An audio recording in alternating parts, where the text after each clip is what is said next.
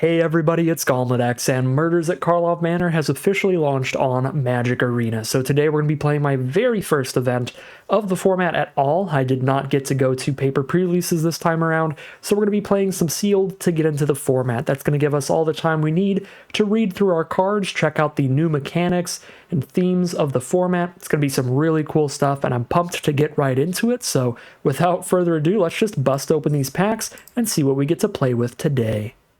Alright, so the first thing you're going to notice is we've opened up way more than 6 rares out of our 6 boosters that we're playing this sealed with, and that's because this is the first set that we are swapping over from the old draft boosters to the brand new play boosters. There's a lot of changes with these packs, but the gist of it is that we're going to be opening up more rares and uncommons to play with in draft and sealed going forward. We can also open up some random reprints via the list, but those are much more rare than opening up a second rare or like a 5th uncommon or something crazy like that.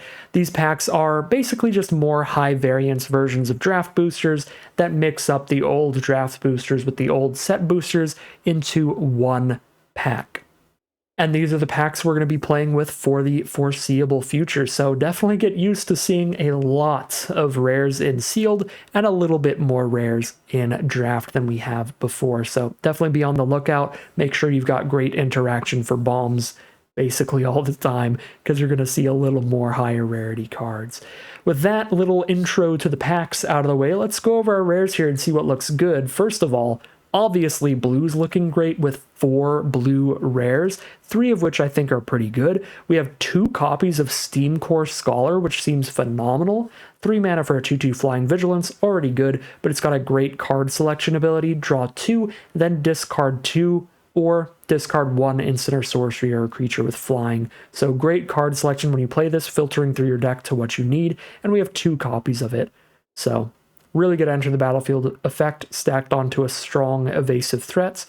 The Lost in the Maze seems pretty decent as well. Kind of a lot of mana, but you can tap basically your opponent's whole board and stun all of them.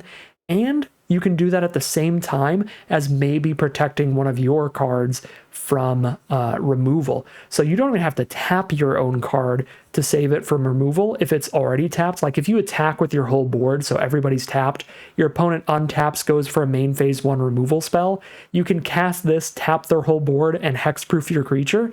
That's Magical Christmas Land a little bit, but that seems pretty insane to me, and the card looks pretty good overall. For our 4th blue rare, we have Case of the Ransacked Lab. This one seems much more designed for constructed formats, much less limited oriented, much less interesting for our sealed pool. Makes our instants and sorceries cost 1 less. Other than that, it's not going to do anything else unless we manage to cast 4 or more instants and sorceries in 1 turn. Can't really storm off in your average draft format, so probably not interested in that. For more cards we aren't interested in, Cryptex, it's just going to be pretty hard to collect the evidence and get the mana out of this early. Outrageous Robbery is a big card draw spell, but it's out of your opponent's deck and it's very late in the game. You got to dump a ton of mana into it, so not that interested in that either. Kylox is kind of a lot of mana and a little bit hard to get the payoff. You need to have extra creatures on board to actually sacrifice something and get value, so that's not that exciting in draft and sealed either. But basically everything else looks pretty good. They're all just in other colors instead of clumped up in blue. We've got a green-red removal spell with World Soul's Rage. We've got a black-white value engine with Teysa, giving us these clue tokens and giving us some flyers every time we sacrifice clues. We have 10th District Hero, which seems insane. We do need to get something into our grave to collect evidence, which is to exile cards with total mana value whatever. So to collect evidence 2, for the 2 mana ability on this, we need to exile a 2 mana card from our grave, or 2 1 mana cards or anything like that. But if we do that, this is a 2 mana 2/3, already a good stat line, that then beefs up into a 4/4 vigilance, that then beefs up into a 5/5 that gives the rest of your board indestructible. This card seems pretty nuts. Probably our best rare, actually, because it's also monocolored, so maybe trying to go towards blue-white could be cool. And then we've got Vannifar, which is one of my favorite characters in Magic, because I really love the old version of Vannifar, where you could search your library for creatures with 1 greater mana value than whatever you sacked. But this new version is also really cool. You get to cloak cards from your hand, so you get to put a card onto the battlefield face down as a 2/2 with Ward 2, and if that card is a creature, you can flip it up later for that creature's mana cost. So really cool mechanic on Vannifar here, letting you kind of cheat your hand into play a little bit early as 2/2 bodies, and then still, pay their mana costs to flip them up when you would have cast them anyway. Cool card. Very cool card, and really cool sealed pool in general. Pretty locked in on blue, so maybe towards blue-green with Vannifar, or blue-white with 10th District Hero, and if we have a good amount of mana fixing, maybe we get to go like blue-white-black here, and play a good chunk of rares where we play these blue rares and 10th District Hero, and splash in the Teysa at the very least. So really cool stuff from the rare slot, but let's see what we've got for our commons and uncommons. As always, I do like to start with my colorless cards here, because that's going to show us how much mana fixing we have that we can play regardless of the colors that we go for. We've got a Scene of the Crime. This can tap an untapped creature we control to get a mana of any color, so it's not the best mana fixing land, and it's our only mana fixing land, so that's a little disappointing. And for colorless mana fixing, we've got the Gravestone Strider. Kind of have the Cryptics, but again, it's not going to fix us till much later when we actually have cards in Grave, so mainly Gravestone Strider, which is pretty filler fixing, and that's it.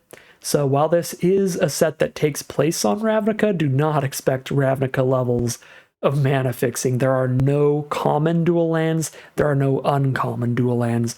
There are only a couple common and uncommon 5-color lands like Scene of the Crime, and then there's some rare duals. So rough mana for trying to go for anything splashy, or definitely for going for like a full-on 3-color deck. That's just not going to happen. So I do like to take a peek at the multicolored after the colorless, because that shows us all the signpost uncommons, different directions to potentially go. But this format has a lot of multicolored cards that actually have the disguise mechanic, where you have this hybrid mana to flip them face up. So the Sanguine Savior, like we could technically play this in a white deck or a black deck. So there's actually a pretty large amount of multicolored cards in this format, so I think it actually, I actually kind of want to go through each color individually first and then top it off with the multicolored maybe in the future, but for now, I'm already here. I'm already looking at the multicolored. Savior seems fine, not particularly exciting or anything. This is the Disguise mechanic, the first card we get to show off with that, which is just Morph. If you played Khans of Tarkir at all, you play it as a face-down 2/2, you flip it up for the Disguise cost to change it from a 2/2 into whatever its stat line is. So we change this into a 2/1 flying lifelink, and we get that turned face up trigger, giving another creature lifelink. So fine card, not a huge reason to be in the color. A Detective Satchel looks like a fun build around. We play it and we get 2 clue tokens guaranteed, and then every time that we're sacking a clue, we get to just tap this and also make a 1/1 flyer, because it just taps and makes a 1/1 flyer every time we've sacked an artifact this turn. Solid card. Kylox, again, a lot of mana, and we need expendable creatures to sacrifice. Definitely feels more constructed oriented. And there's some more fine filler commons like Shady Informant. Insidious Roots. Pretty fun build around, giving all your creature tokens the ability to tap and add a mana of any color, and when you're exiling creatures from your grave or putting them back to your hand or anything like that, you're making plants. It's a very fun build around. I guess the idea here is you want to mill yourself a bunch and then collect evidence a bunch and exile creatures from grave, or you want to just like pick them up from your grave, put them back in your hand, but it's going to require some real specific cards to work with it, and I'm already pretty interested in blue, so I don't think that'll be particularly interesting. Breakout. Look at the top 6 of your library, reveal a creature. If it has mana value 2 or less, put it on the battlefield and it gains haste. If you didn't put it onto the battlefield, put it into your hand. Okay, so it's just like a 2-mana green draw spell, but if you don't find a big enough creature, then you just spit the creature out for free. That's fine. Not really a big reason to go Gruul. And then we've got our rares, and we've got Quintorius here from the list showing up from Strixhaven. So that's cool. Every time you're collecting evidence, you're spitting out 3/2 spirits. Cute, very cute. Dogwalker, another solid filler disguise card. And Flotsam Jetsam is our last multicolored card. 2 mana instant, mill 3 and investigate, or 6 mana, each opponent mills 3, and you can cast a spell from their graveyard without paying its mana cost. Seems really solid, really flexible. And we can play it in mono blue because either half of the card, thanks to those hybrid mana costs, can be spent off of blue, and we're already pretty likely to go blue, so Flotsam Jetsam does actually look pretty interesting. So let's go color by color now and check out what's looking good.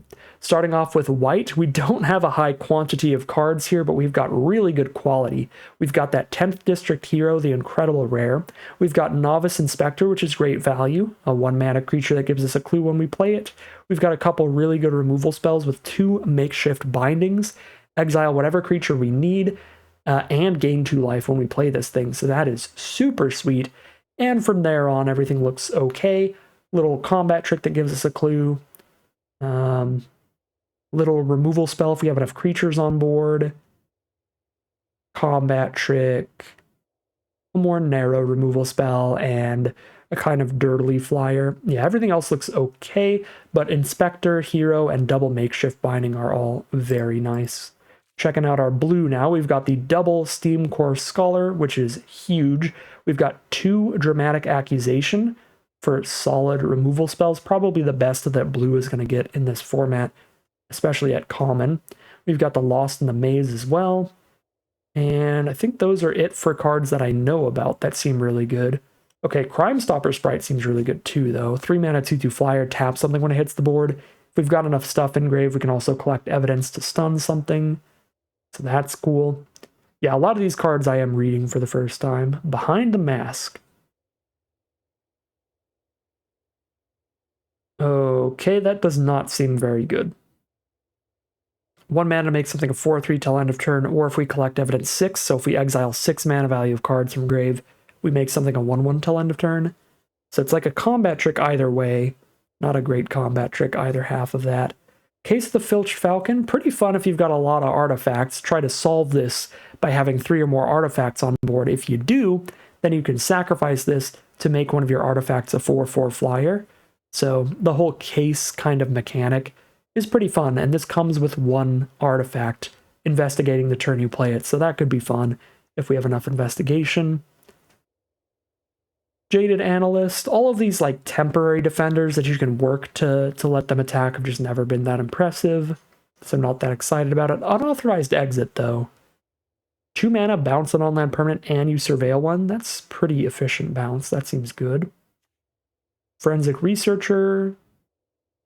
Just a mana ramp card here. 3 mana, 1/3, untaps your lands if you need. Cute. And if you've got the evidence, you can start tapping your opponent's best threat. Yep, that's cute. Case is not great. Out Cold is solid tempo. And then Living Conundrums. Pretty hard to get down to 0 cards in library. So mainly just a 5 mana 2/5 hexproof, which is fine. You can build around it if you have a ton of auras or something, but not super exciting there. So still like blue a lot, mainly because the rares, the Scholars and the Lost in the Maze, but we've got the Accusations too. We've got the Crime Stopper Sprite. We've got Unauthorized Exit for more great bounce. Blue looks like a real solid color.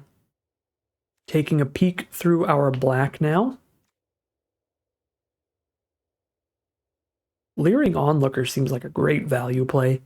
2 mana, 1/3, exile it later for some more bats from grave. Unscrupulous Agent seems fine. Clandestine Meddler seems fine. And then some filler, disguise kind of cards. Filler 4/3, or 3/4. And then just some Edict effects, make our opponent sack a creature. Yeah, black does not seem particularly powerful. It's got a bunch of like okay stuff and then a lot of filler. Nothing really exciting here, so I like white and blue better than that. For red now, we've got Double Shock for efficient removal. We've got Mask Maker making our disguise cards cheaper to play. That's pretty cute. It's a combat trick there. It's a really narrow card. More removal with Galvanize. 2 Suspicious Detonations for more removal. So we have like every burn spell in the world in red, and that's about it. There's only like 4 creatures here. So interesting, cute. If we need just a secondary color that's all removal, throw in all these burn spells, I guess, but doesn't seem super good either. And then finally in green, also does not seem fantastic. I do like the Nervous Gardener a lot for some fixing. Was there any other mana fixing here? We didn't have any really colorless fixing. We had a tiny bit.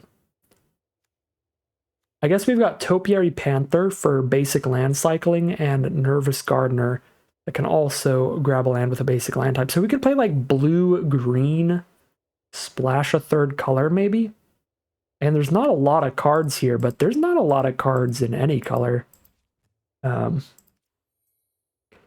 Because there are, you know, a chunk of multicolored spells in this format, and these new play boosters have a little bit less cards in terms of the quantity. Even if we do get higher rarity cards on average, we just have less cards to work with. So yeah, this will be interesting to see. I think we're definitely playing blue. If we do go blue-green, that's going to be the easiest way to get some room to throw in a couple cards of a third color to make enough playables to be able to cut some of our weaker cards. Although none of our multicolored cards are easily splashable for a blue-green deck. It's just Vanifar. Gets to make the cut. Flotsam Jetsam gets to make the cut easily. Yeah, our multicolored's all like white-black, so yeah, white-black, black-red, red-white. So if we're blue-green, we have to splash 2 secondary colors to get to any of these cards. Well, I guess we can splash in the World Soul's Rage. Just a fireball. I don't know if we need to splash that, though. Realistically speaking, we're not really going to cast it until we have like 5 or 6 mana, so we can deal 3 or 4 damage to a creature and actually kill something decently sized. And at that point, like, we don't have extra lands in hand to play on the board, and we don't even need more lands if we do have them in grave. Actually doesn't seem like that good of a splash. Maybe Detective Satchel is like worth it, and then we just splash in some red burn spells alongside it that are just more efficient than World Soul's Rage.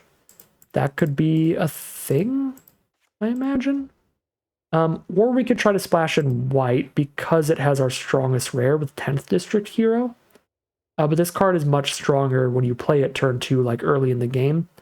And when you're like splashing it as a third color, you're not going to have enough white sources to consistently just play it turn 2. So it's more of like a finisher kind of card. So that's not that exciting of a splash either. Although if we are splashing for removal, we might as well just splash for like 2 makeshift binding instead of red removal spells, because these are just like gonna get rid of anything we need to. So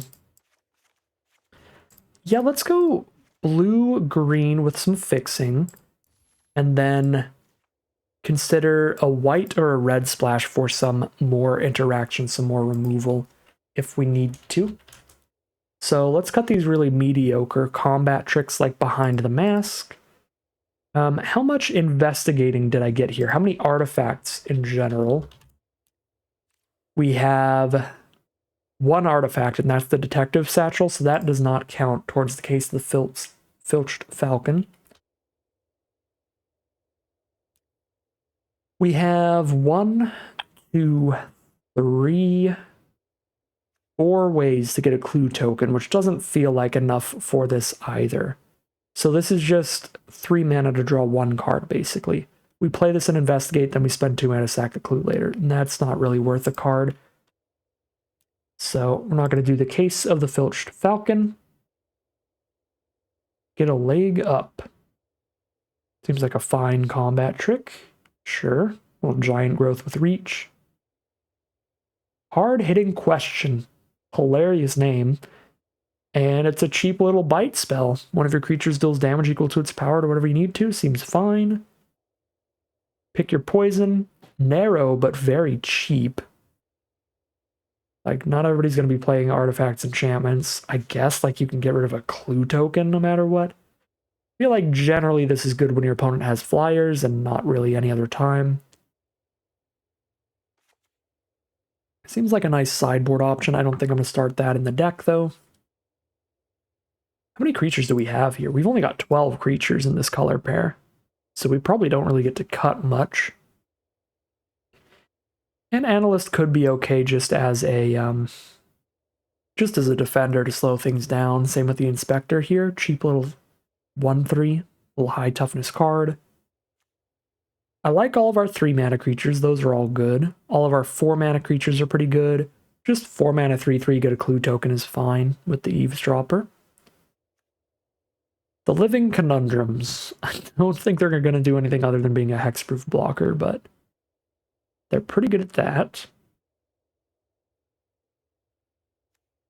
So we've got the Case of the Ransacked Lab. I want to cut the Bite Down on Crime. I also kind of want to cut. It's just a way worse version of hard-hitting questions, basically. And Slime Against Humanity, that's a 3 mana 2/2. We've only got 1 card named Slime Against Humanity, so definitely cut that. Maybe cut Bite Down and Case of the Ransacked Lab. I think the rest of these non-creatures just stay in, period. So let's cut that out. Maybe keep in the Bite Down. So, not a lot of threats here. Not a lot of ways to close out the game. We're really relying on the Steam Core Scholars just chipping in for flying damage for the most part. Vanifar could maybe get there. Vanifar's pretty big. Are there any like colorless cards we could throw in that would maybe be big finishers? The 5 mana 4/4. 5 mana 4/5. Yeah, I guess we don't have any equipment in deck, so the 5 mana 4/5 is just better than the Magnetic Snuffler. And we only have like 3 clues to sacrifice for the plus encounters, so I guess the random 5/5 maybe? Throw the Gravestone Strider in to help with the fixing as well.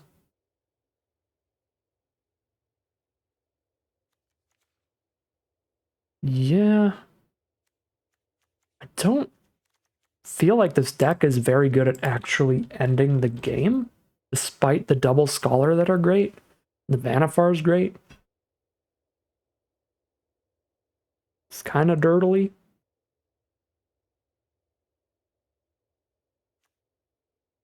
Yeah, maybe we don't have enough synergies for the Satchel. We just go for the white splash with the bindings. Or honestly, we could just not splash. We could cut 2 binding and then we're a 17 land, just 2 color deck. It's probably fine. But it just feels like if we're playing green, we might as well splash, because this is where we get Nervous Gardener, and this is where we get Topiary Panther. Put these fancy lands in.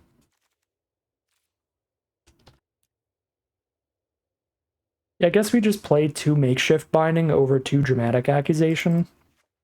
And then I still have 2, 3, 4 removal spells and 2 tempo tap spells and 1 bounce spell. That's a lot. And we do have finishers. We've got a 6/5 trample, got a bunch of flying damage. We have tempo plays to keep locking down their board and chipping in with the flyers. Got the big Jetsam where we steal one of their finishers, mill 3 and then cast their biggest card in grave. That could be an option too.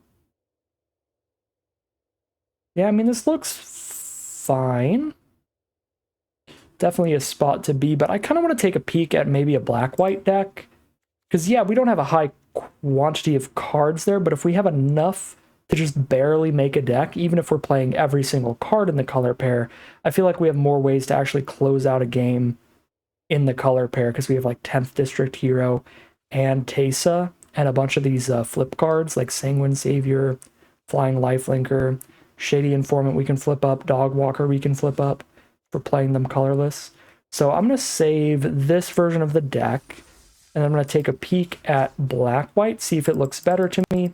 If it doesn't, we'll roll with the blue-green splash white, and if it does, then we will go in that direction.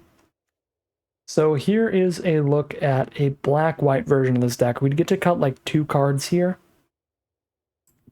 So I guess I could just cut the off-color disguise cards. Again, they're not completely off-color, but we would have to always disguise them. We could never just play them face up. A little bit of a downside. This mana curve is decently aggressive. Got a good number of creatures for this Case of the Gateway Express. To be like removal and then a little miniature anthem could be okay. Got that big outrageous robbery as a pseudo finisher.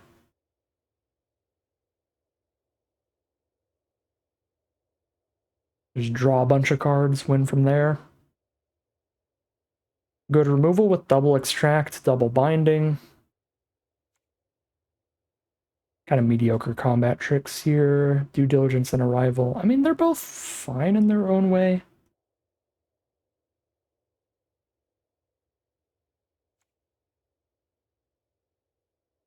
I don't know. I like the mana curve in this one a lot.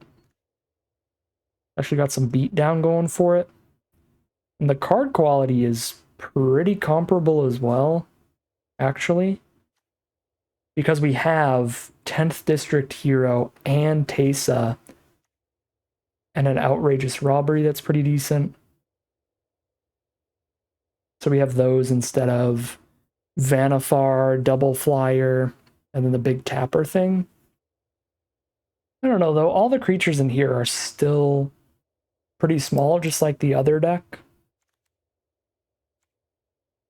Honestly, I could sort of just like flip a coin between the two. I think they are both comparable. This one has a better curve to maybe like get some aggro victories going.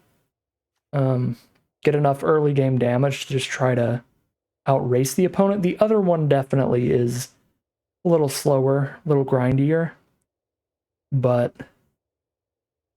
pretty comparable card advantage value. Maybe even better because of the flyers that draw 2, discard 1 or 2. Yeah, I'm not completely sure with how this format's going to shake up, which deck is more in line with the speed that you really want in this format, but I'm going to roll with the green-blue deck. I think it's a little more fun, a little more interesting way to start things off, so we will head back to that and call it a deck there. All right, here's a look at our final deck list for today. We're going to be on a green-blue deck, splashing a little bit of white just because we have pretty good fixing for some great removal with a couple copies of Makeshift Binding. So just the blue-green kind of value pile in general with some cards that can pick up lands for us like Nervous Gardener, Topiary Panther. So that'll fix our mana. And then some really good cards for filtering through our deck, finding what we need. We've got clue tokens off of cards like Out Cold and Loxodon Eavesdropper, digging for our really good cards like Steam Core Scholar that also digs through our deck, and finishers like Vanifar that can just dump our whole hand out as 2/2s on the board. Granted, she's going to do it pretty slowly, but any flood we're receiving, we just turn them all into 2/2s. If we want, we can even play our creatures face down and flip them up bigger later, so Vanifar is going to be incredible. And we've got some just big beef as well if we don't have to land cycle Panther. There's a big 6/5 there.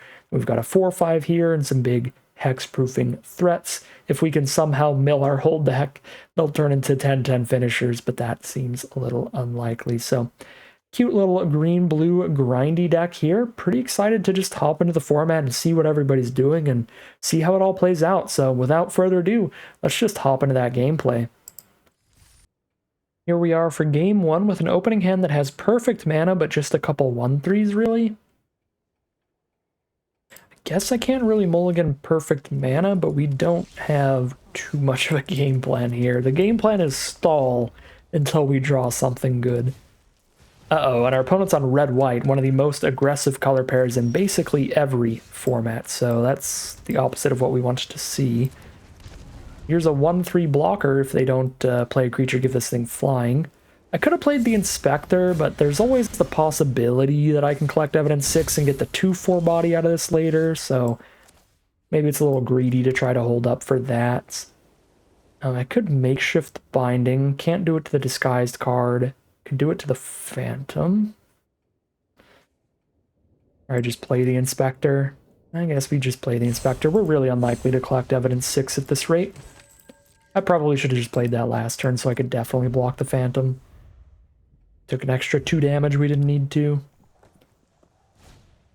Due Diligence. Give both their creatures +2/+2 this turn? Good lord. Alright.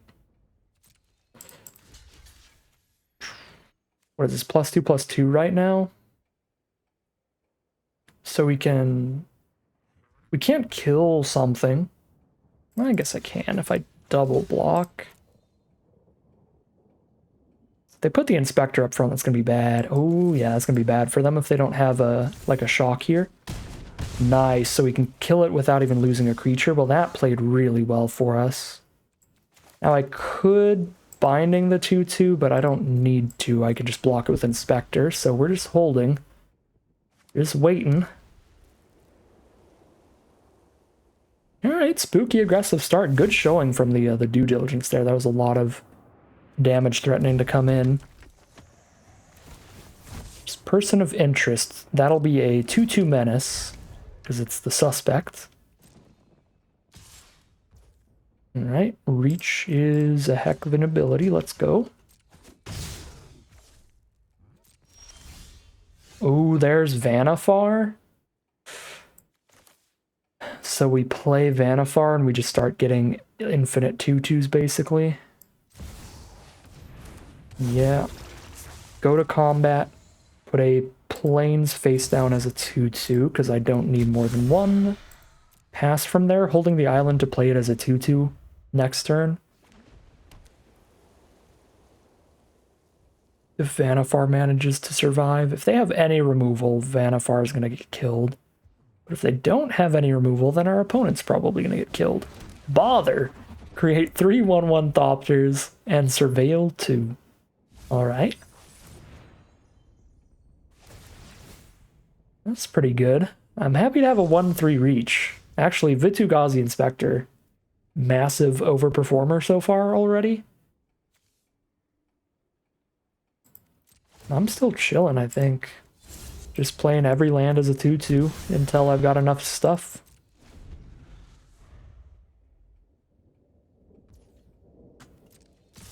Sending with the whole board. Well, that's probably the +2/+1 to everybody trick, and the game is just over then, if that's the case.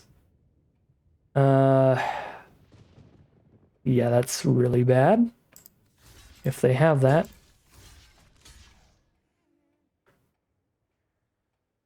I guess that's the best I can do against that. They deal 4, 5, 6, 7, 8, 9, 10 to me. And they don't lose any creatures, but I lose all my blockers. That is an actual factual nightmare.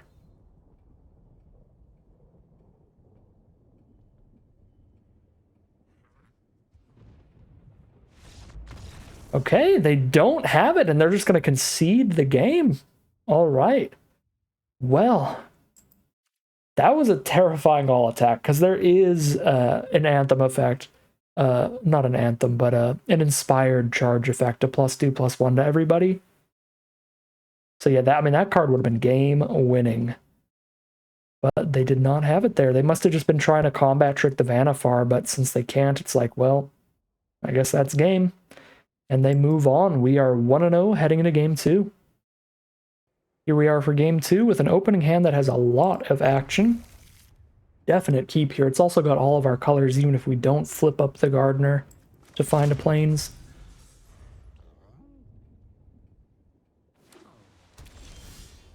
Okay, let's get the Analyst down.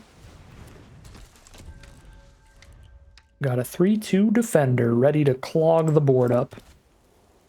Playing against a white deck again. Neighborhood Guardian is the first play. Whenever a creature with power 2 or less enters the battlefield under their control, a creature they control gets +1/+1 till end of turn. So they disguise something that's a 3/3 that can attack, but it still can't get past the Analyst. Maybe the Analyst is an overperformer too.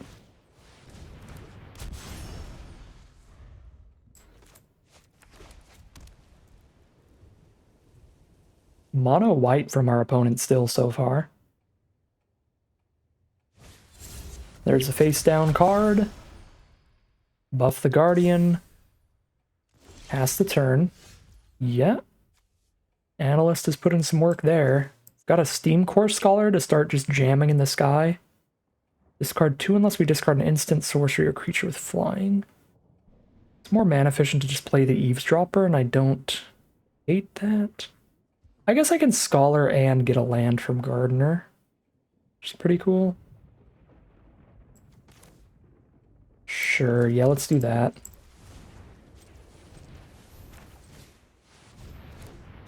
That'll be the 5th mana for this Lumbering Dork. Discard Flotsam, Jetsam, or Inspector Land. It's interesting, because this card does seem pretty good. Maybe not great against their deck. Yeah, I guess it's actually just not that good against their deck. Because they're not going to have a super high mana value of stuff in their graveyard. This thing has Vigilance.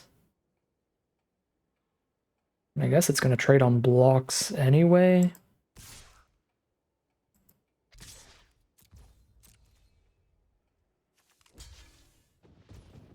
Alright, cool. Trade the Guardian for the 2/2 Gardener.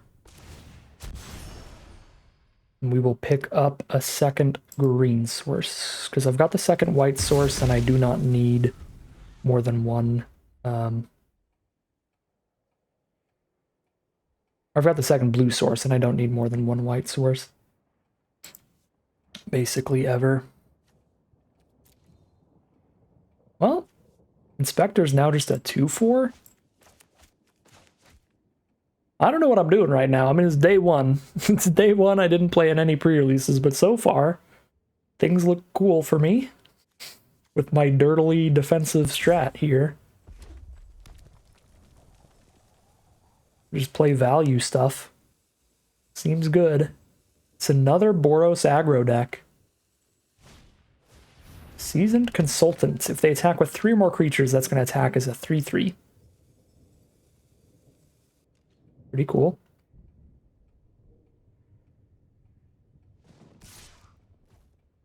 Two mana, that could flip it up into like a 3/1 or something, but it would still just be a trade here.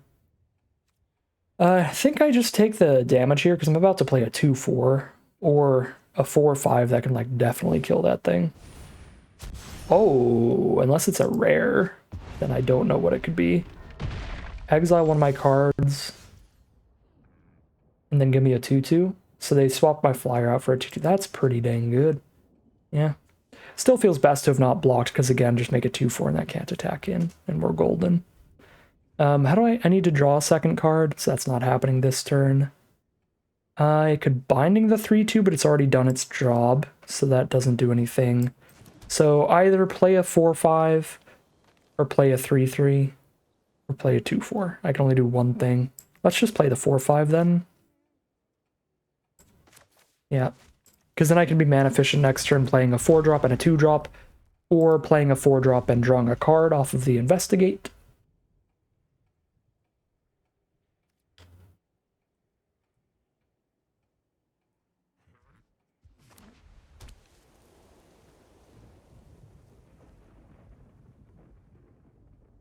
I like this little detective they gave me. He's snooping.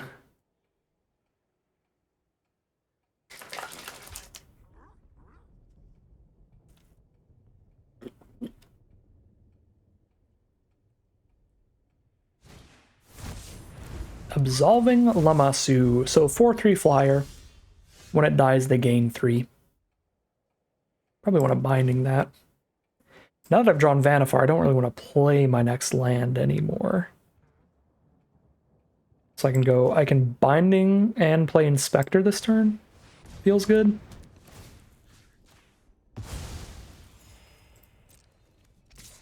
It's 2 mana to look at all their face downs. Cool.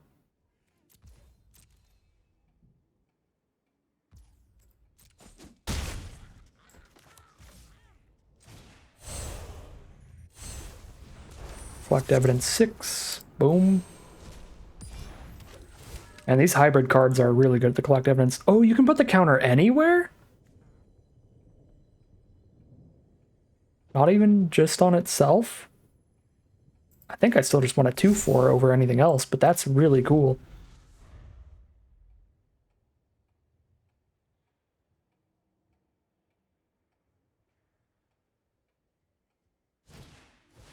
Due Diligence. Alright, going for that big attack again.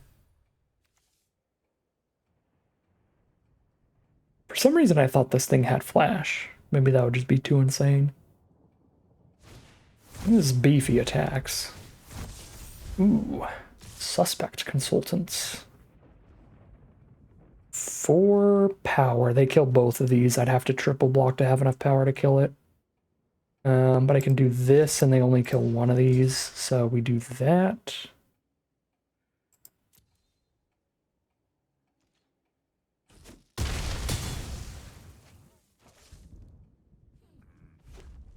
They're down to 1 card in hand now. Feels pretty good. Vanifar's probably backbreaking here.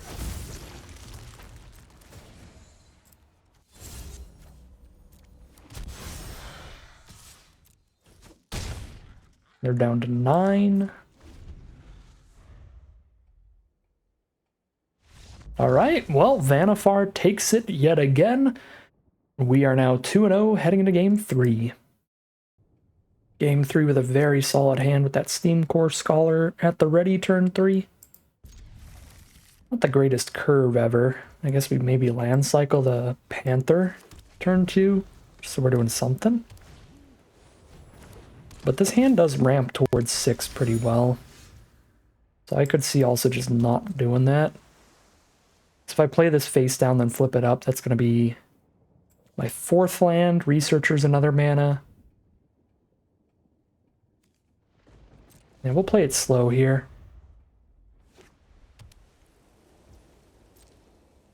Take 1 damage for now. And yeah, they're just going to sack the clue to get some value, probably. Scholar into the land, hoping to just discard hard-hitting question here, because now we have binding for removal still, even without that. So draw 2, looking for the land, discarding the sorcery. Beautiful.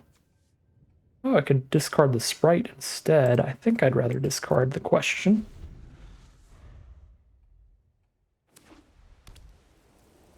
Mono white so far from our opponent. Is it our 3rd Boros aggro deck in a row? Find out soon. All right, face down card, so nothing for our opponent there. There's a scene of the crime, but I believe...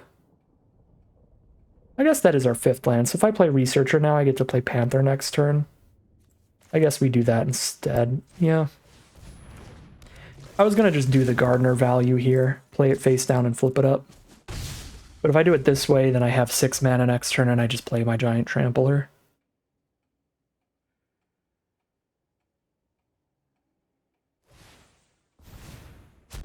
Ooh. 2/1 flying lifelink. Solid. Well, this has to be a 1 mana trick, right? You know what, at this point I'll just learn what's in the set. Okay, it is not a 1 mana trick. Feels good.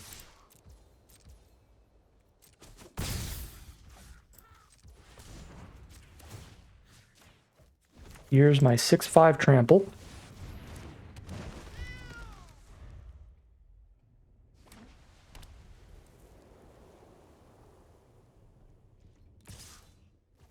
No blocks. Down to 15. Makeshift binding. Goodbye, 6/5 trample. Alright. Didn't go to my graveyard either, which is awkward. So I can't collect evidence and stun their savior here. I don't really want to binding their savior either. Maybe I just play the sprite and let the sprite trade with it.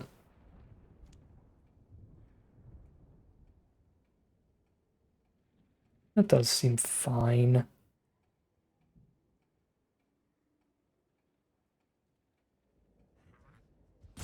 Is non-land permanent? No, it's just creature. Okay, I was going to say, could I exile their binding? Get my thing back? I cannot. So I can play it. So I play a 4/5 or I play a 2/2 flyer, just trying to trade with their flyer. Let's just go for the trades here.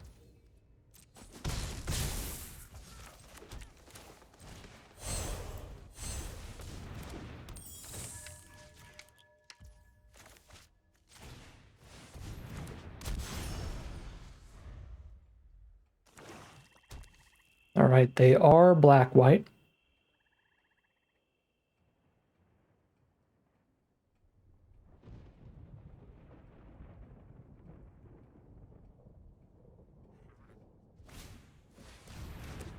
Unscrupulous Agent is actually disgusting here. Down to a 4/5 and a removal spell. Yeesh. I have to get rid of the 4/5. So I can't just get bombed out. Because every sealed pool is like 8+ rares.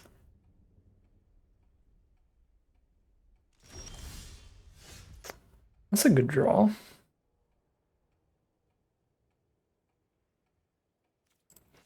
Well, let's grab a land.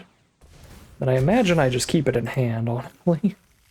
I'm just going to hold an extra forest in hand if they have another Unscrupulous Agent.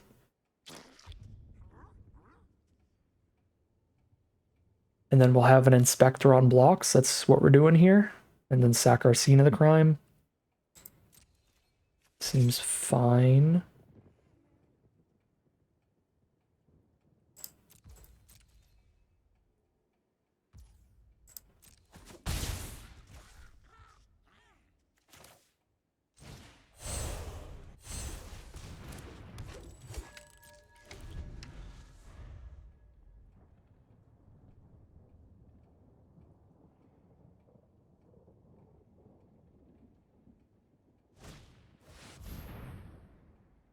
Two mana, 3/2 Vigilance. We can't flip cards up during their turn. When they attack with 3 or more creatures, their whole field gets +1/+1. Even if the Watchdog isn't attacking, that's pretty good.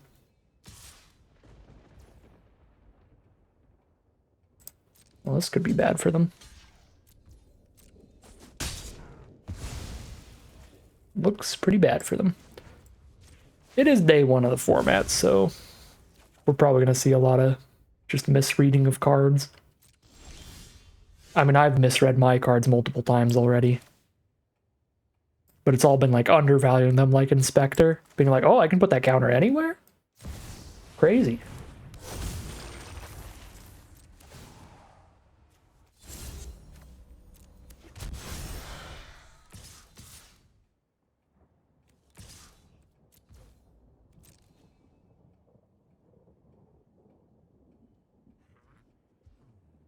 Vanifar's back, by the way. Might be the Vanifar 3-0 if they do not have a board wipe. But there are some board wipes in the set that I have seen, and while they are rare, again, there are a lot of rares in the sealed pools.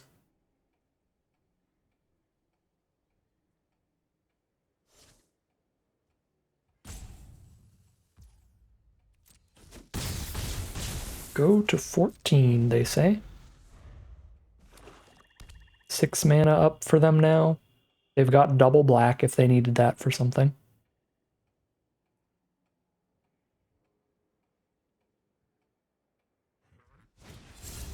Face down card.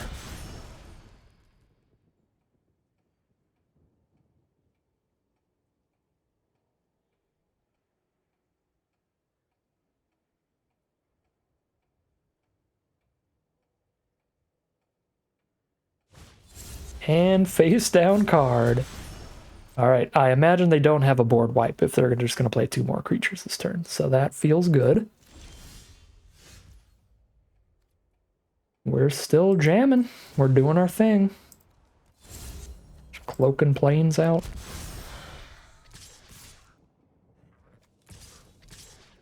Sending in everything that's at least a 2/2 because their biggest blockers have 2 toughness. They don't have any 3 toughness blockers here, so we'll take trades anywhere when Vanifar is giving us more 2/2s every turn. They're going to take it all again. They might be trying to find, like, random lethal off of something crazy. If they don't want to take any trades and prevent any of this damage. Send in the Watchdog. Send in the face down.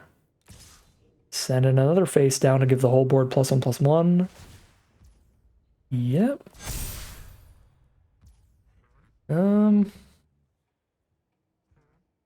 Should probably block a little bit. I guess I'll untap my land. So I can double block one of these with 2 lands. So even if they do trick me here, I don't really lose anything. 7 damage elsewhere. I really don't want to put Vanifar at any risk whatsoever.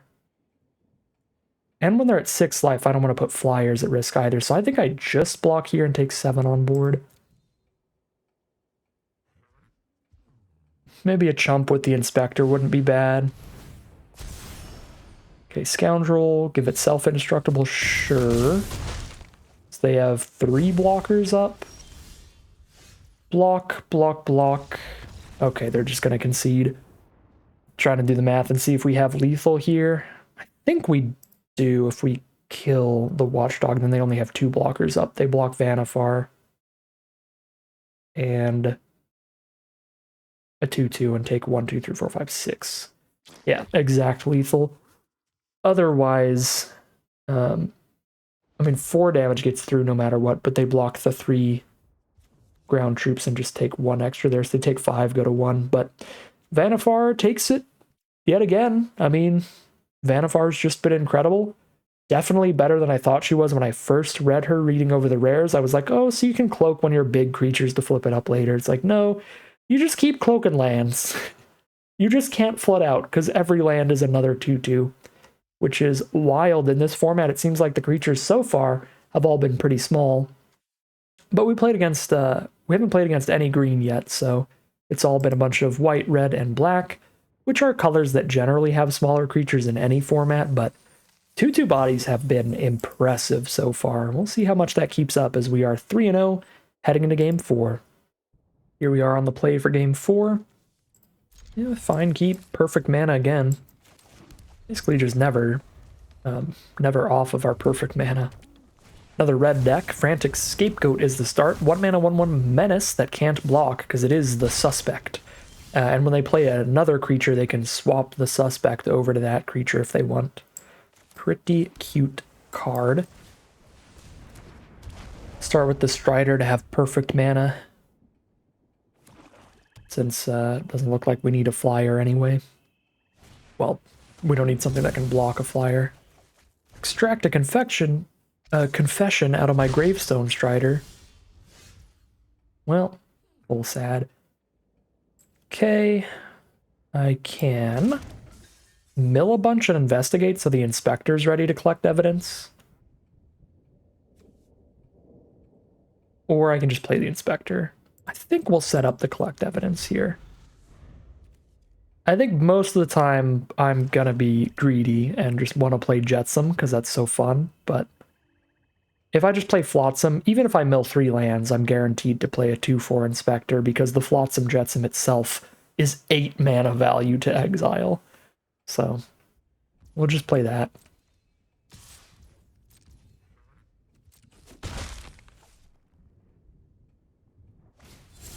Face down card. Hello there.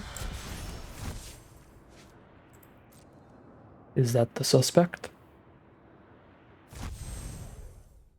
It is the suspect. Well, I did mill 3 lands. So we're glad that's an 8 mana value card. So now we get to play a 2/4, gain a life, and well, gain 2 life, and sacrifice this clue to draw a card. That's what we've got.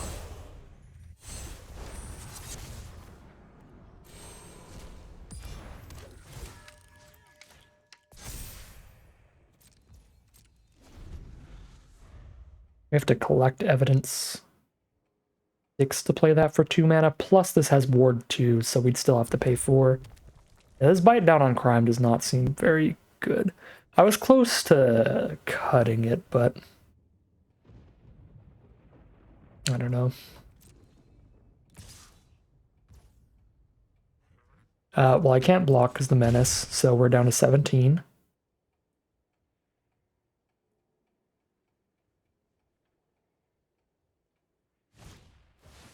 Gearbane Orangutan.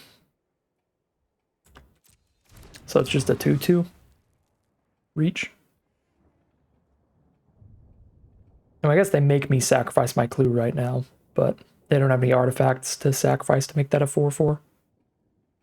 Yeah, so we respond second. Oh my god, no. Actually, scene of the crime sucks butt when your opponent has main deck artifact removal. That is an absolute disaster.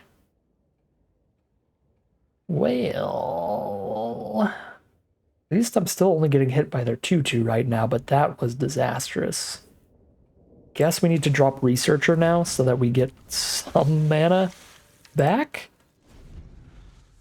So this is an artifact land? Wow. Maybe we should just cut this thing, because that is actually a pretty big liability that your opponent can just naturalize one of your lands. That is a very major downside that is very easy to miss.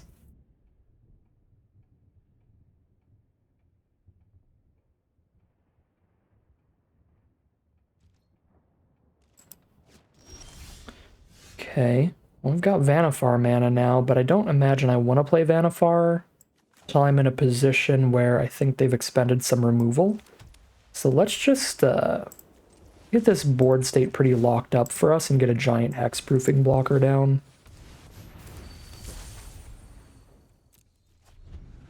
Get nice and stable here if we can. Well, we are not stable at all. I can sacrifice 2 non-land, non-token permanents, or they draw 2 cards? Jesus. Even if I kill that on my next turn somehow, that's been a 3/1. They draw 2 and get my removal spell from hand. Oh, okay. Well, we are on the reverse end of the Vanifar bombage here. This is +2/+0, which is not enough to kill Rakdos. So we have to top deck our exile spell right now, or we have to play a 4/5 and it has to survive a whole turn cycle to deal with Rakdos. Guess it's slightly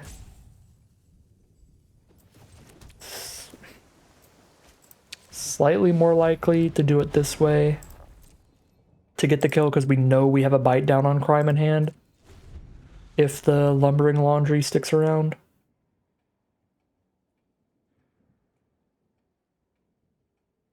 Whereas we're just gambling if we're digging for the white removal off the top.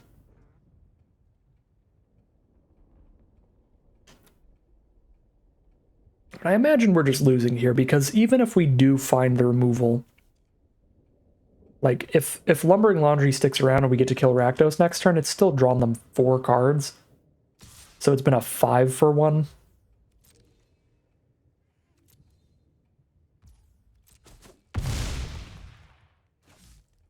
So we're just massively behind here.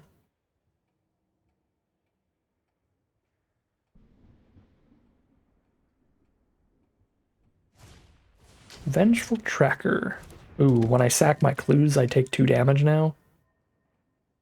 That's painful.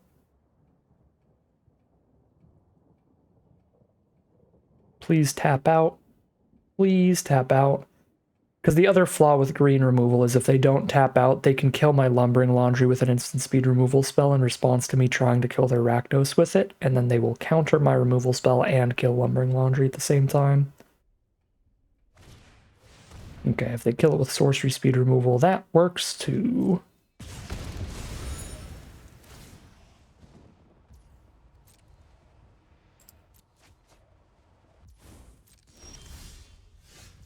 Lost in the Maze. I have 4 mana up for the X, double blue, and then 1, 2, 3, 4. Stun 4 of their creatures, so everything except their ward card. I guess it's what we do. Maybe they'll mill out. They have to draw the 2 cards. They still have 21 more in the deck. There's no way that they don't find a way to kill me fast enough. They have 7 more turns to kill me, even if they're drawing 3 cards a turn by drawing 1 during their draw step and 2 in their end step.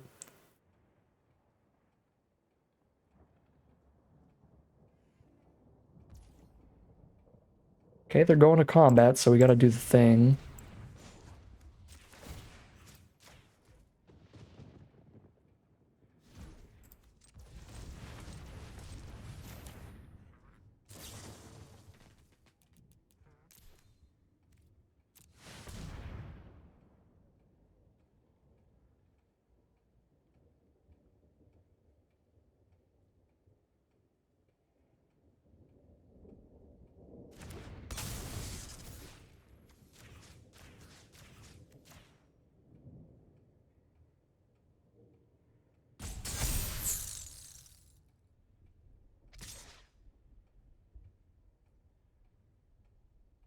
Is this gonna be that death touch thing that gives something indestructible again? I mean, I'll find out.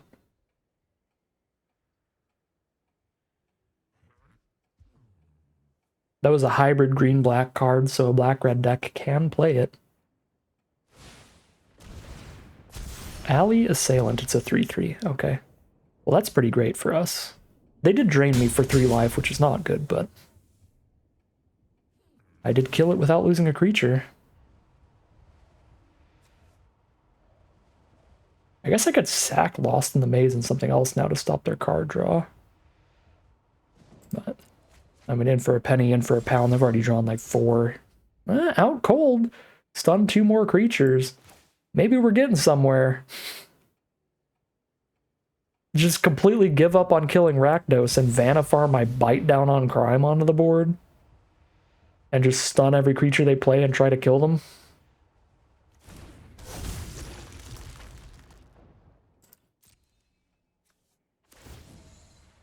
You know what's kind of sad? Forensic Researcher can't tap one of my own creatures. That would be such a sick trick if I could collect Evidence 3 and then tap my Vannifar in response to them playing a removal spell. But I can't do that. It still might be worth it to hold it up with so much evidence in grave, just in case of some kind of nonsense. I guess that also lets me sack the clue. Untap a land and have 2 mana up here to draw the card. Alright. Our opponent retains their infinite cards in hand.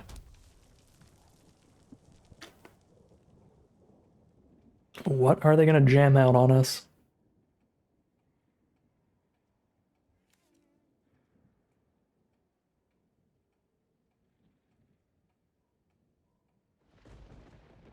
So, hopefully, I don't know, Researcher taps whatever they play, and then next turn we out cold Rakdos and their second biggest threat. Do I even get to sack the clue here? Should I not because of the Vengeful Tracker that's going to shoot me for 2?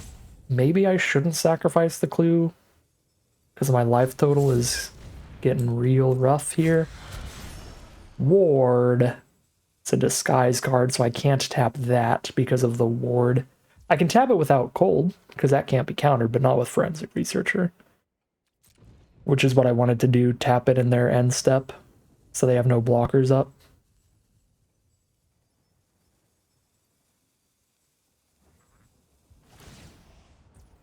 Okay, end step. Resolve, draw your cards. 2 damage if I sack a clue. Oh, wow. Yet, that'll kill Vannifar, because I can't tap my own Vannifar. Much as I wish I could.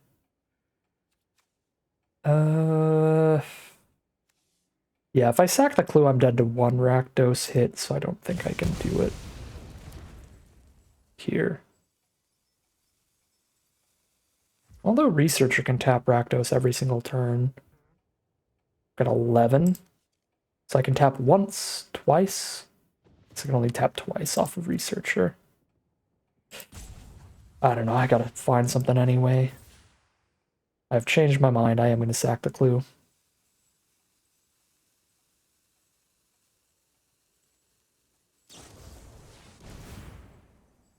Slice my Bite down on crime, sure.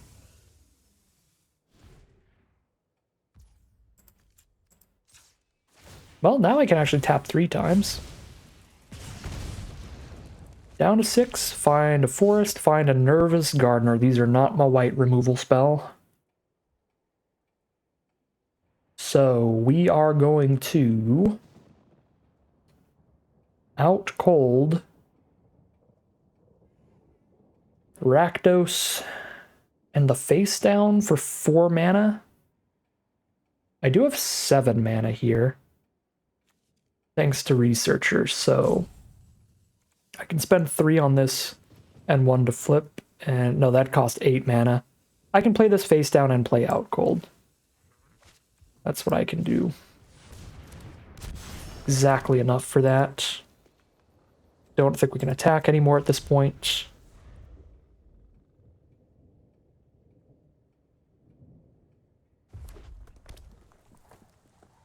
We need to hold our infinite blockers for their 2/2s. Because I cannot stun their whole board.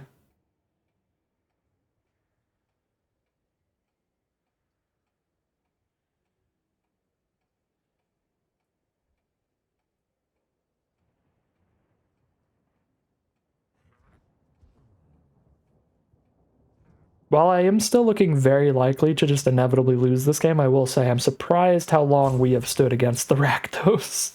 The 6/6 flying trample. Draw 2 extra cards a turn. We've lasted a few turns now.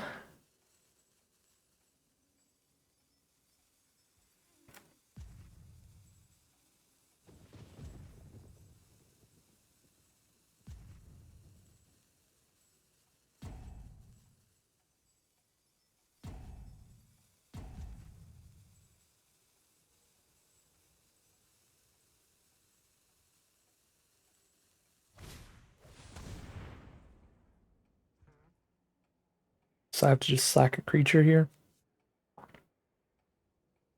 Well, I'm gonna have to sacrifice the Nervous Gardener for no value then. Because I can't afford to flip it up and cast out cold.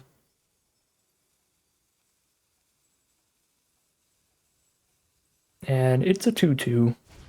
So it would just trade into all their 2/2 attackers. I need to keep my higher toughness blockers.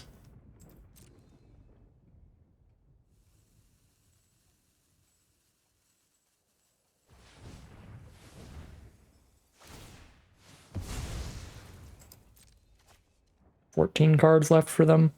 They've got 5 turns to kill me. They'll probably do it. But I'm still holding out hope.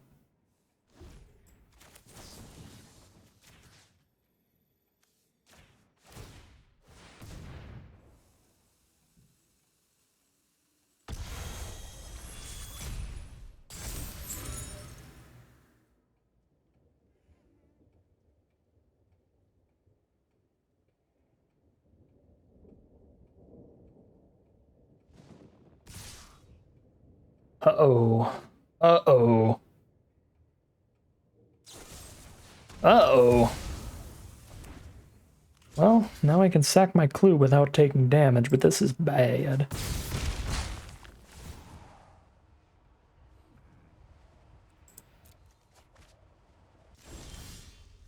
I've got 12 cards left. We have no options but clue here. Come on. Give me a goodie. It's a goodie. I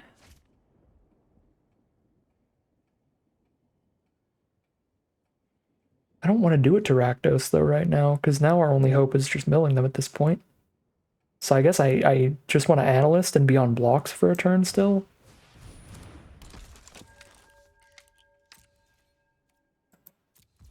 I could use that extra life for some breathing room, but I don't really want to use this on a 2/2 or a 2/1. Kind of want to see if I can just keep Researcher tapping down Rakdos. It would be insane if they don't have more removal by now. They're 3/4 the way through their deck.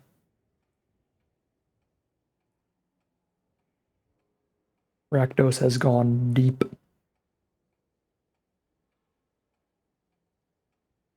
Yeah, I mean, everything falls apart if they just kill the researcher. First strike. Well, I've got a 2/5, so I guess that still doesn't matter. They can't kill the 2/5. Hexproof has been actually fantastic here to keep my 2/5 blocker. Yeah, Living Conundrum can just block anything that has a knife on it.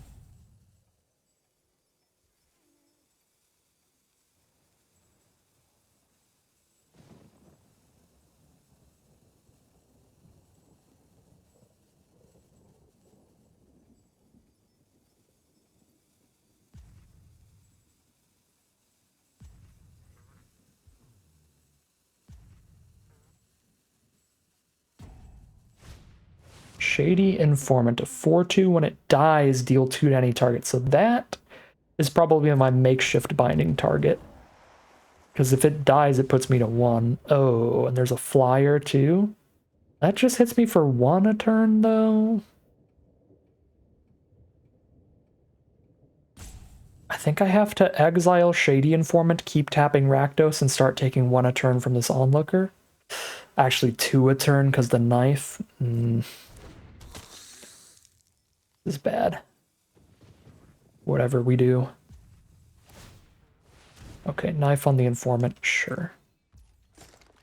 I'm not gonna tap anybody, I'll just go for blocks if they send in. Okay, they don't send in. They've got 11 cards left.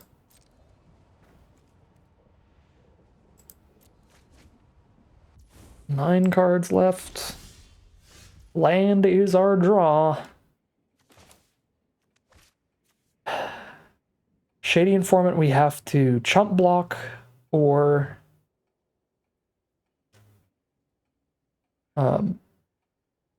exile. I can keep tapping Rakdos. Yeah, again, we can't break through all this stuff, so we need to just let them keep Rakdos to have any chance. And our chance is milling them.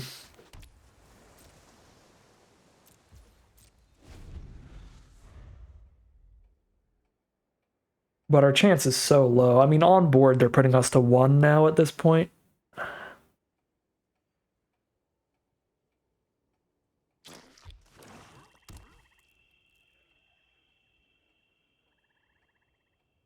Because I have to tap Rakdos, block two power creatures, take 1, 2, 3, 4. Actually, they could just kill me. They can just put a knife onto anything other than Rakdos and we're dead. I guess it has to be Onlooker, because I can tap Rakdos, block 2 2/2s, and then take 3 damage on the ground and 2 damage in the sky for exact lethal. Dang. Dang. And that's on-board lethal. That's not to mention the millions of cards they have in hand. Well...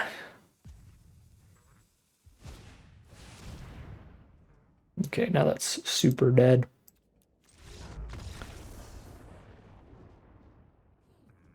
Alright. The game basically ended when they play Rakdos, but we got to stay so long and try to get something done with that mill there, so it's kind of fun, kind of interesting. Stick around, see if we can get anything done, but I think it's super fair. Flip the tables there. We Vanified a bunch of people, now we just get Rakdosed pretty hard. Just did not find the makeshift binding for Rakdos until it had already drawn them like 10 extra cards, so it was at the point in the game where it's like, well, we're never breaking through all of this stuff.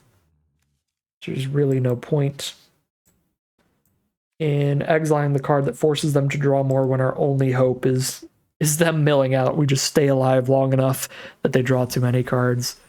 Weird game, but very, very strong bomb from our opponent, going to crush us there. We are 3-1 heading into game 5.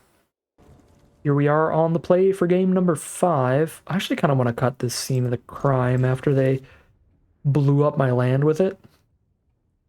That was a disaster. So if I remember, I will cut this in between games. I don't think I'm running this thing again. When I know the orangutan can just kill it. Main deckable, just Stone Rain on a 3-mana 2/2 is a huge liability. I've got the Flotsam Jetsam into Inspector combo again, so we'll do that here. And we're playing against another red deck, so I really hope they don't have the Orangutan.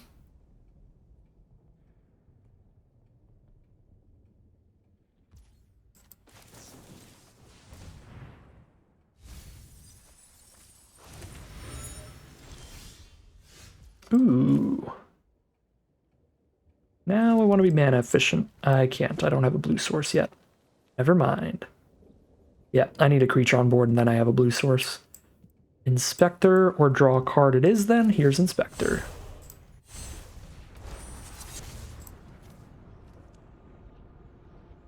I don't think I have Graveyard Recursion in this deck, so I don't think it matters what I choose. Deduce. Our opponent's going to draw a card and get a clue. So, nice little draw 2 off of the one spell. Very good card. It's like Think Twice, but slightly cheaper.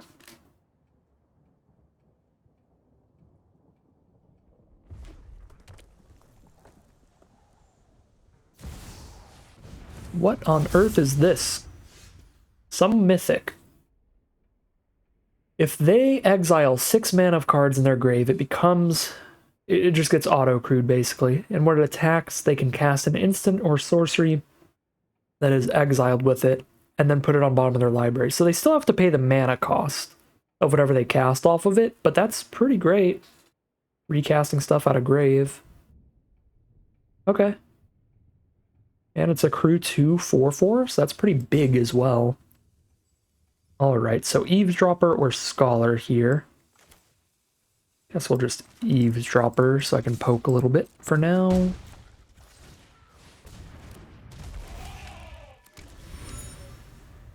And then I can still attack in with this, threatening to turn into a 4/4 if they block. Next turn. I guess just playing the Scholar also triggers it. I'll have drawn my second card for the turn, so Eavesdropper will be a 4/4 on the attack. With Vigilance, too. Yeah, no, that's really nice. Eavesdropper into the Scholar, so the Eavesdropper's a 4/4 Vigilance on the attack next turn.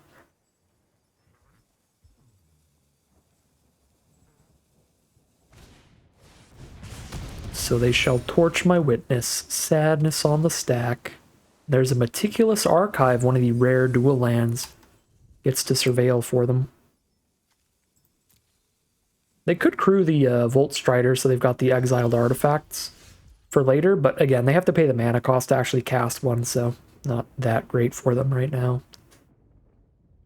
Alright, well, yeah, I'm gonna have to get my blue off of this at this point, because if I don't, I'm not casting anything this turn, unless I crack the clue into hitting an island, but that's a bit of a gamble.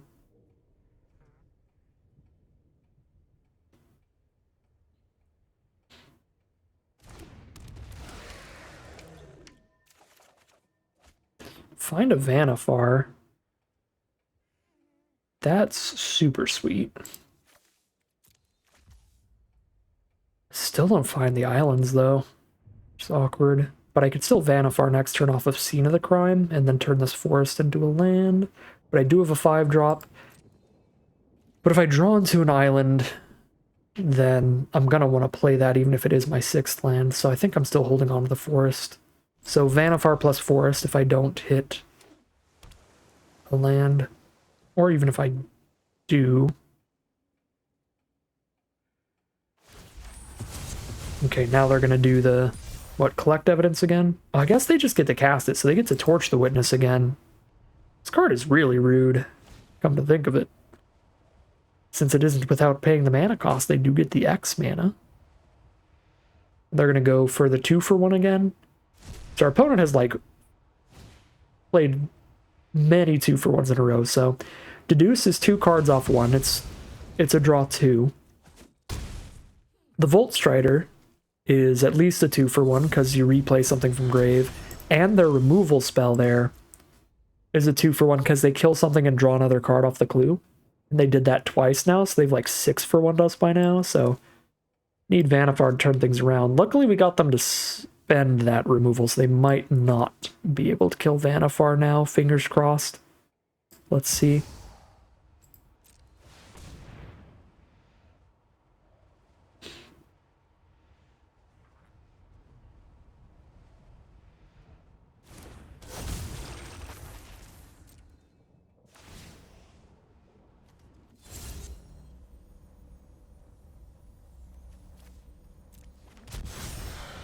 This is a little greedy because I have 2 5-drops in hand. But I need to get some, like, reverse 2-for-1s going. Dig out of this hole that I'm in.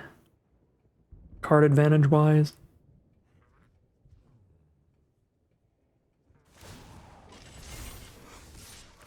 Yep. Volt Strider's still doing its thing. Now it's going to draw them 2 more cards off the deuce. Draw 1 and get a clue to draw another. Nope, they've changed their mind. They are going to hold other mana up to do something else. Fair enough. Not going to go for the double block. I think I need to keep Vanifar here. Bother, get a bunch of flyers. Well, I'm glad I have an Inspector. That is not great for me. It's also the perfect evidence for the Volt Strider. And they can just recast it again, too. It's going to be super gross. Play Researcher, I get to my 5-drops.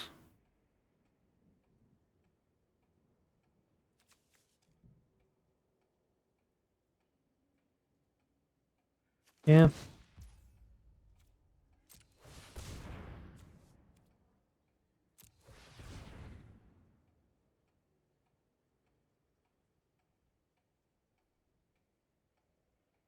Do that and then just cloak the laundry, I suppose.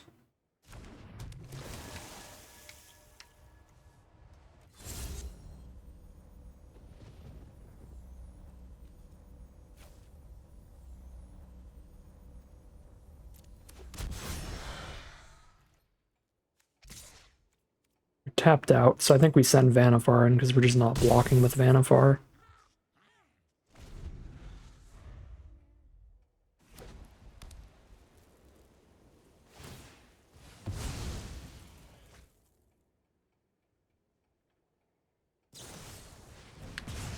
Galvanize the Vanifar.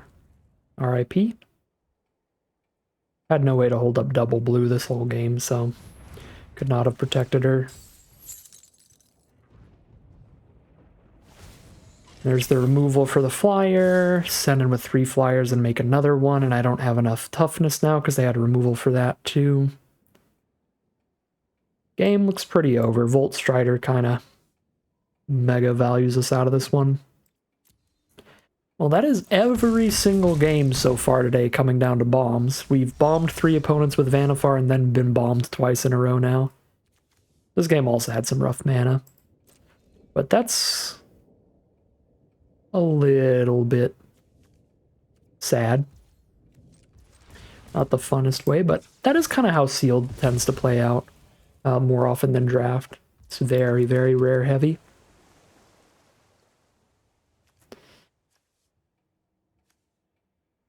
Yeah, we have found the island now. I mean, got some toughness here, but not enough to not just die to all these 1/1 flyers within a few turns. I still can't do anything about those because they locked down my Inspector.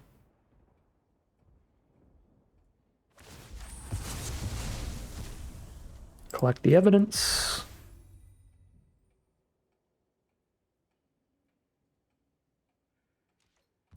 I'm going to counter the attack here, I think.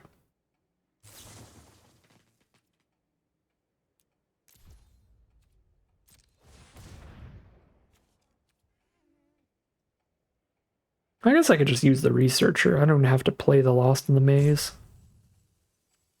Yeah, hold up. Let's actually just do that.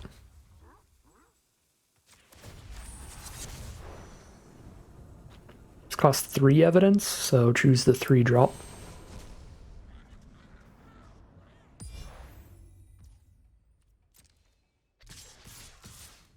Still dying in the sky.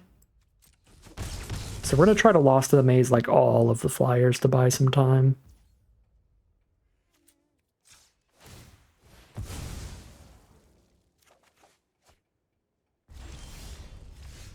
Land. And I can Lost in the Maze for 4.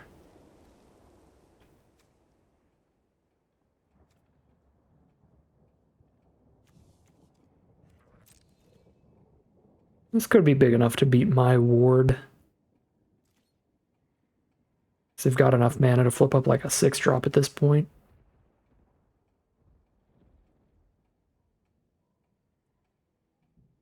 I think I'm still going to do this, though. Because worst case scenario, I'm losing a forest.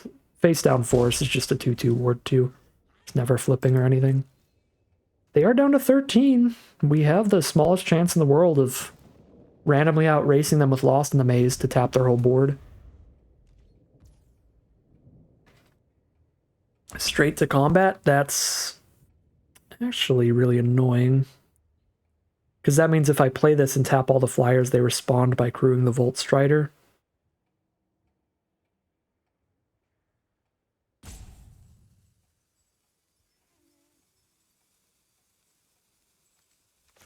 Still think I gotta do this.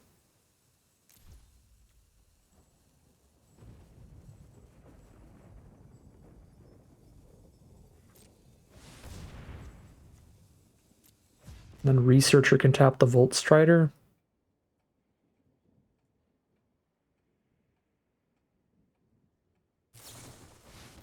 Well, that's death.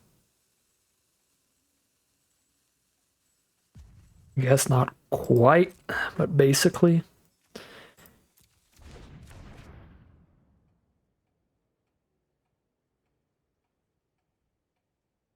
Yeah, no, that's exact death, because it gives them exactly enough evidence to crew the Volt Strider without having to tap a creature, and then I have to tap that and take 5. Alright. GG, 3-2 it is, heading into game 6. Here we are for game number 6. We're on a mono blue hand, but with Flotsam Jetsam to draw another card off the clue soon. Into Steam Core Scholar, we've got a really good start for digging through the deck a little bit here, which can help find the next colors. We did naturally draw the green source. So now I might want to not play this so I can just discard it to Steam Core Scholar, and then I can cast Jetsam later. Opponent is popping off. 2-mana Detective into 3-mana the Detective Lord that buffs all of them with +1/+1. That's terrifying. Yeah, I'm probably not going to have the mana to really sack the clue that I make off Flotsam anytime soon anyway, so I'm just going to hold that and probably discard it to Steam Core Scholar so I can keep the more interactive spells here.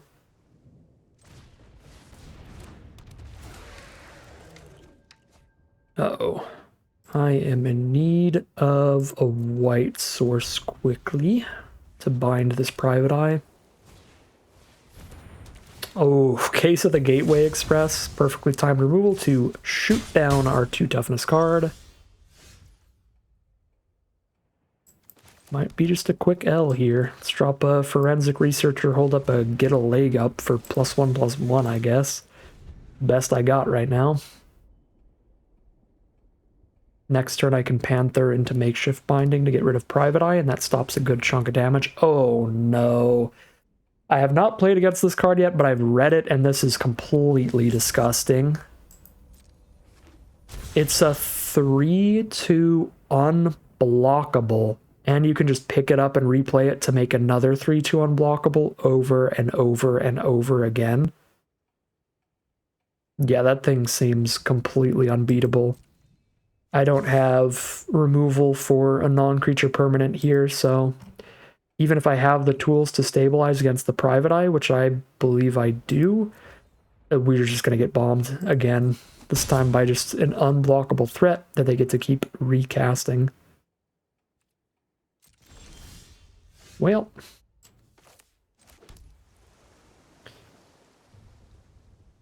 out cold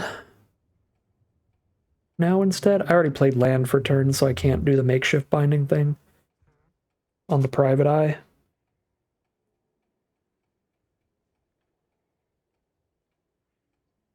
I could just take 3 damage for a turn, stop everybody else by playing Lumbering Laundry on blocks.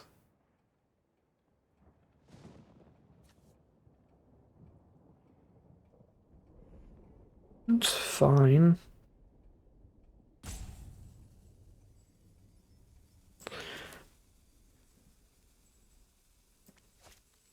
guess I'm slightly interested. This might be wrong, but I'm slightly interested in dropping this as a ward 2 and potentially using Get a Leg Up as a trick to kill the Private Eye to save Makeshift Binding for something else. And if they don't attack in a way where I can trick, I can just land cycle still. And I could do both with Forensic Researcher to untap a land.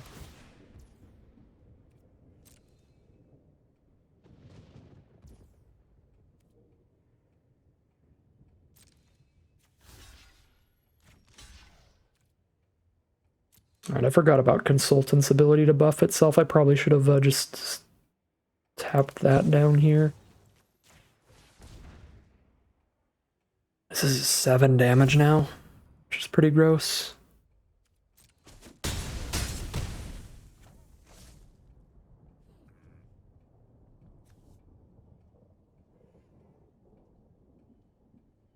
Oh, and they solve this case to give the whole board? Oh my god.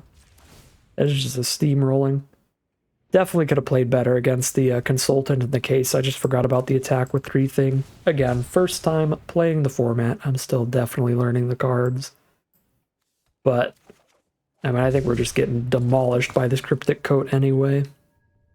It would just take a few more turns to get just unblockably killed. Because we can't even, like, just stun this thing forever because they just, like, pick it up and play another one. We have to stun that one.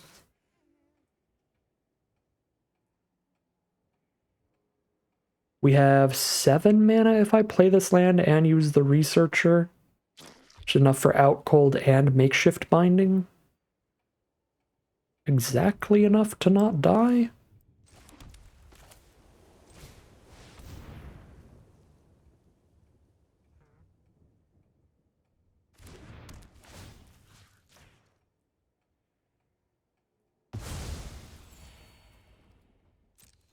Just gonna get rid of the spookiest little auto buff attacker.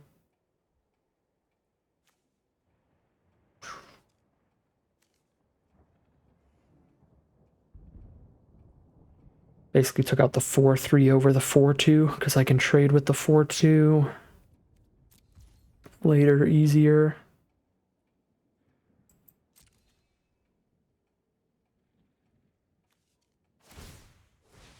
Yeah.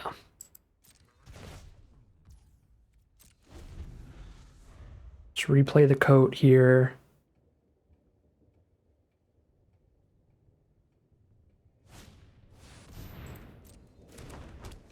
Pretty filthy. Get a new unblockable threat. Get a Neighborhood Guardian.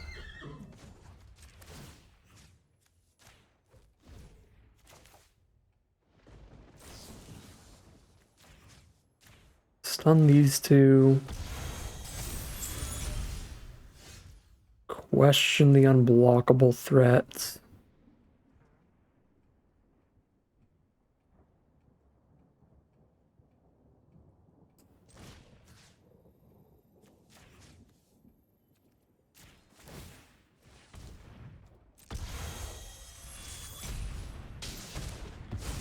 So they have to replay coat again now.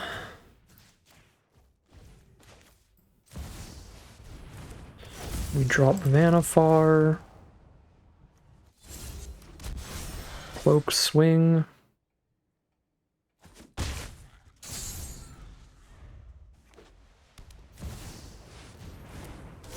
Oh, Lord Almighty, what did you just draw? 7/6 flyer?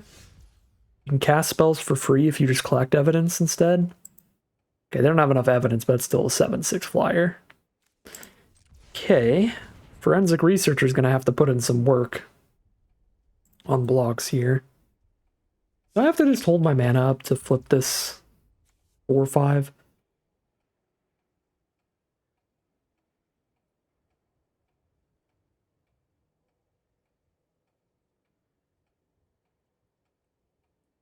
Maybe.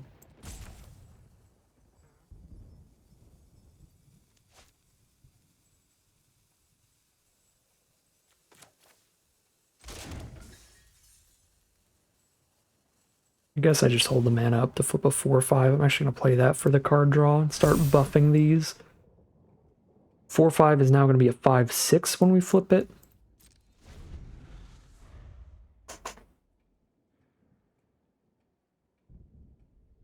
We're going to do some digging for our second makeshift binding with our clue land and our actual factual clue.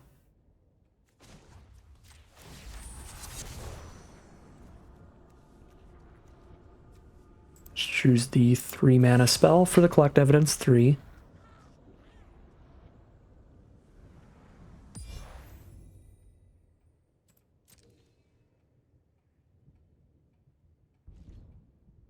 They pass through combat, pick up the Cryptic Coat and replay it here.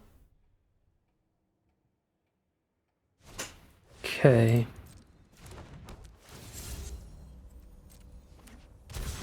Let's draw 2 cards then.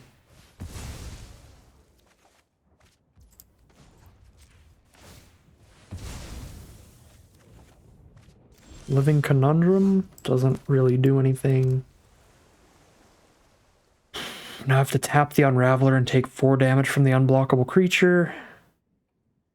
I shouldn't have played that land with the Vannifar, but I've got a bonus land anyway, so.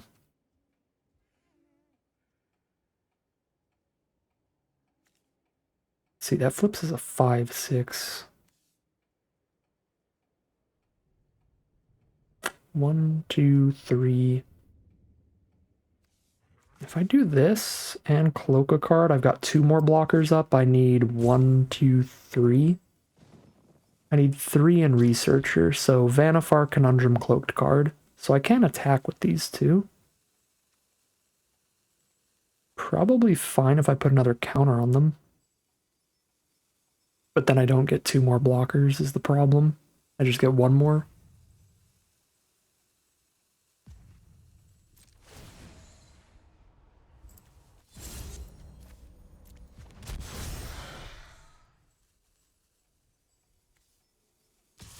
I guess if I attack with only 1, I'll still have enough blockers up.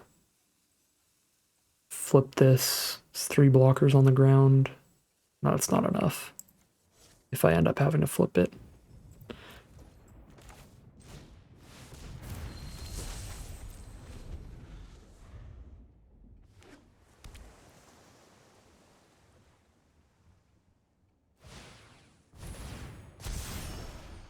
Oh.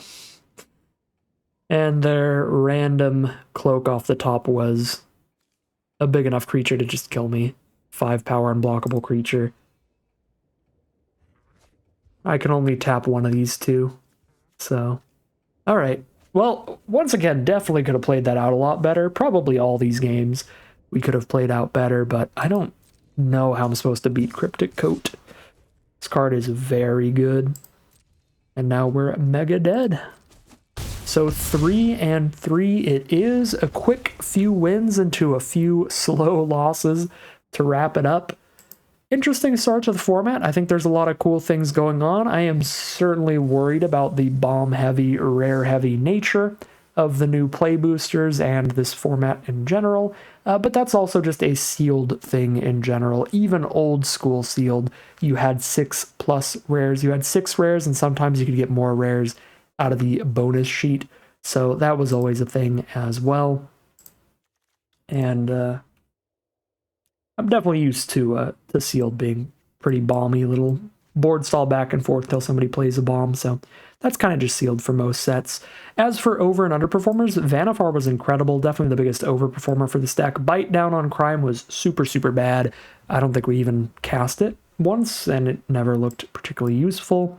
The mana cost is just pretty high up for that thing, unless you can collect the evidence, and even then it's just not great. I did like Hard Hitting Question, really liked the makeshift bindings and stuff. The Out Cold was solid, Lost in the Maze was solid. I think everything else was pretty solid, pretty fun.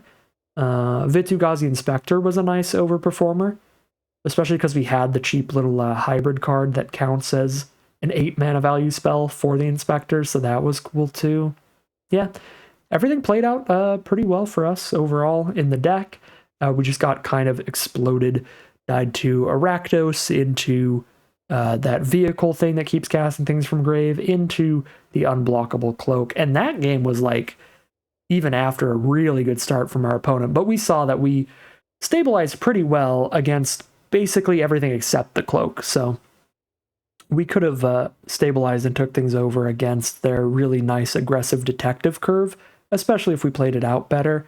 But we couldn't get past that unblockable cloak thing, just killing us in the end. So it is what it is. That's how the cookie crumbles today. Nice average 3-3 run to start the format, but super excited to get into the drafts and see what kind of things you can build when you're the one picking the cards rather than just using whatever you open. So see what the individual archetypes can be like when they're super streamlined and everything. Pretty pumped for it. So I'll be back tomorrow with a premiere draft, my first premiere draft of the set. But that is going to end today's video. As always, I'd like to thank my patrons and YouTube members for supporting the channel, as well as you for watching this video. If you enjoyed this video and you're interested in seeing more, you can always like, comment, and subscribe to tell the YouTube algorithm to send you some more in your recommended feed. If you'd like to catch me live, you can check out the Twitch channel in the link in the description below. And if you'd like to support the channel directly, you can check out the Patreon link in the description below. But other than that, as always, thank you very much for watching, and I'll see you again soon for some more Magic Arena.